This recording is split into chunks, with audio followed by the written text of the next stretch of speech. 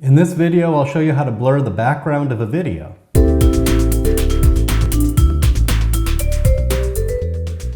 Hi everyone, I'm the Web Guru and I do tutorials on audio, video, and photography, so be sure to leave a comment and subscribe.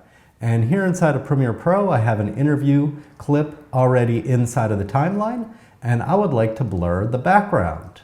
And so I'm going to start by adding the blur effect by going up to Window, Effects, then inside of the Effects panel, I'm going to type in the word blur into the search box, and then if you scroll down, you'll find the Gaussian Blur, which is one of the most common blur effects, and I'm simply going to drag and drop this onto the clip inside of the timeline. Then I'm going to go up to Window, Effect Controls, which will bring up the Effect Controls panel. And if you scroll down a little bit, you will see the Gaussian Blur effect. And right now, I don't see a difference because I need to increase the blurriness amount. So I'm going to bring that up to a pretty high value here. And then you'll notice that the entire shot has become blurry. If the edges get dark, then you simply have to repeat edge pixels, and then it'll look normal. So right now, the entire shot is blurry, but I only want the background to be blurry. So now I'm going to add what's called a mask.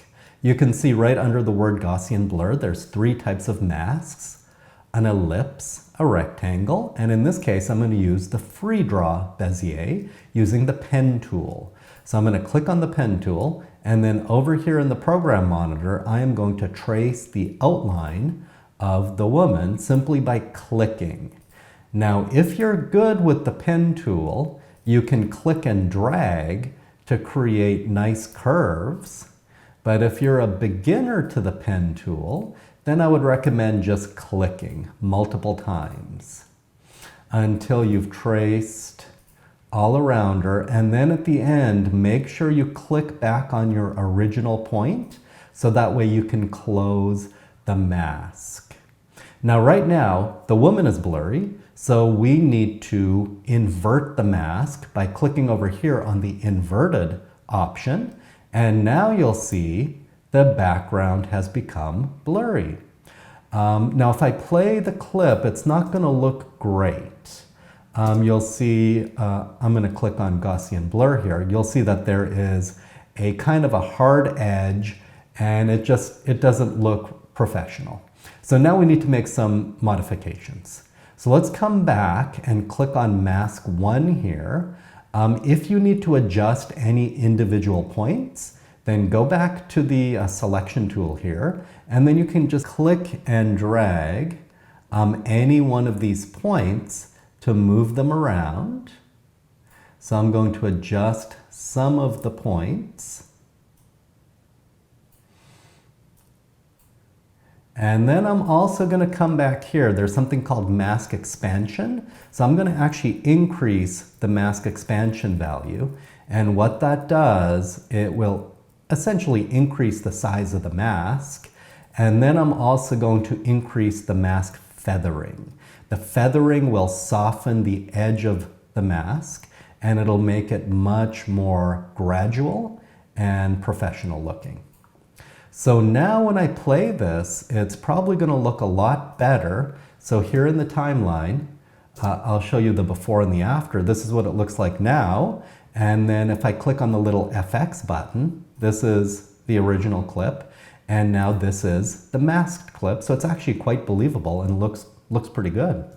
Now if I play through, the only problem is in some parts toward the end, she moves around a little bit.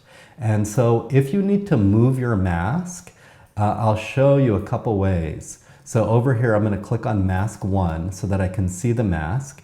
Then I'm going to move through the timeline, and I'm going to find points where I need to move the mask. Then right next to the word Mask Path, click on the toggle animation. It's like the stopwatch button. This is going to create a keyframe. And then I'm going to slowly move through the timeline, and then I can adjust and move the mask. Every time I move the mask, another keyframe will be created. And then I'll slowly go again. And depending on how much movement there is, you might have to create a lot of keyframes. And if it's a very complicated mask, then I did create another video on blurring a moving object, which you can check out. But as far as this video is concerned, I think we're done. When I watch this, it's believable, it has a nice soft edge, and the background is blurry. So again, I'll show you the before and the after. Here is the before, and here is the after. All right, so that's pretty much the technique. Hopefully that was helpful to you. Let me know in the comments if you have any questions, and be sure to like the video, subscribe to the channel, and I will see you in the next video. In the meantime, keep learning and growing.